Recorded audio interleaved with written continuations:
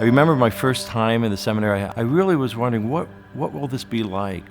What will the seminarians be like? Will I be accepted? Will this be a place where I'm going to flourish? All my fears were swept aside when I started studying with other people who had a similar call. And coming to this seminary, I reflected on the 6 great years I had while I was studying for the priesthood. These are going to be the future ordained leaders of our parish communities. So human formation, spiritual formation, pastoral formation, academic formation, they're all critical to provide the best ordained leaders we can provide for our church of the future. This campaign helps those who are preparing for the priesthood, helps those who are recently ordained, as some of them come with great debt from their prior educational world, and helps those who so faithfully walked with us and have served you. This campaign also helps our parishes, which have been challenged by the impact of the global pandemic, by providing financial resources for pressing local needs.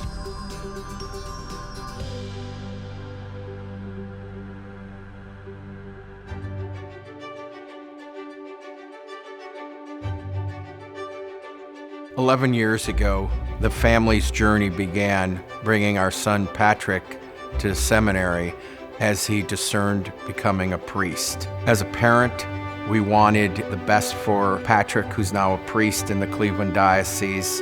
With the relationships I developed over the years with faculty and staff members, we often talked about how we can make this great place better. The buildings of our seminary are over 70 years old. They have one pump on campus that supplies heat.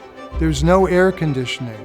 One plug, imagine having one plug in your room for your alarm clock, computer, for music. Our seminary is long overdue to be updated. For these men, the seminary is their home. And I look at the fact that I lived there for 9 years, that was home for me. The physical space needs to inspire men to say, this is a place of formation and it's an investment that I see that the seminary is making in me, and they're taking my formation seriously. And it's saying, we value you enough to make sure that the environment in which you're being formed helps with your education, helps with your spirituality, and helps with your humanity. The living area of our seminary will be updated, creating a room that is soundproof, creating a space that is 40% larger for our college seminary and 60% larger for our theologians. We're also looking to add a lounge area that will allow them to socialize together, watch TV. There will also be places for group study and prayer. Besides the living space, we need to renovate Resurrection Chapel. This will be a place where many of them will find the clarity of their vocation. This will be the place where many of them will continue to find courage to serve as a diocesan or religious priest. The people of this diocese have supported our seminary in its many transitions. We look forward to this renovation project because this is our hope for the future. This will allow this structure to continue to serve the diocese, hopefully for 70 years and beyond.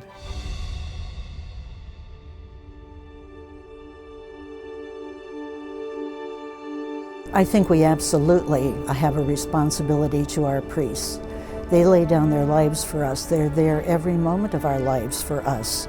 They're there throughout the good times, and they're there not just to give us the sacraments, but to share in that celebration for us. They're part of it. They're like family.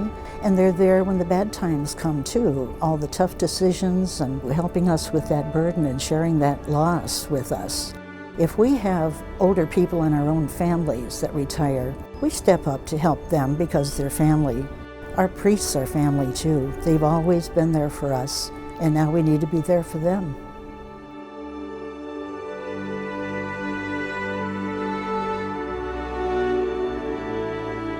Most graduates can reasonably expect to go into a good-paying job after they leave college, and they can reasonably expect that they're going to get promotions and pay raises on a regular basis.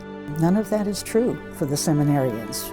And I think the average debt for most seminarians is over $40,000. On a priest's salary, that's going to be very tough to pay off. When I entered seminary out of high school, I went into Borromeo, and at Borromeo we're educated at John Carroll, and also too, just part of that is there's a cost. I was able to get scholarships, but there was still some sense that I had to pick up loans, and I was responsible for paying them back. We're not seeing as many people in church as we would like to, and certainly the pandemic has been the cause of that. And there are some areas in the diocese that are really, really hurting to kind of keep the revenues up. And the other element of the campaign, and probably the beauty of it, is that it is designed to bring money back to the parishes to help through these difficult days, and hopefully shore up some things that have been lost through these last several months. After going through my years of formation here, I can appreciate what this building has done, and they've been so instrumental in my own formation. But then going out to the people of God, being with the people of God, being a shepherd for them, being a man that they can call father, that's what I'm looking forward to the most. We're very fortunate that we have our seminaries right here in this diocese, and we train our young men to become priests and to then serve us in our diocese. These men, in each of their own way, radiate the heart of a shepherd. What does that mean? To be compassionate like Jesus Christ, to be welcoming, to be forgiving, to offer God's love abundantly to everyone they meet. By giving to the Heart of a Shepherd capital campaign, you are helping our seminarians today. But more than that, you're helping all those who will be ordained in the future. You're also helping our parishes where these men will serve as leaders. You're providing a future for our church, our parishes for decades to come.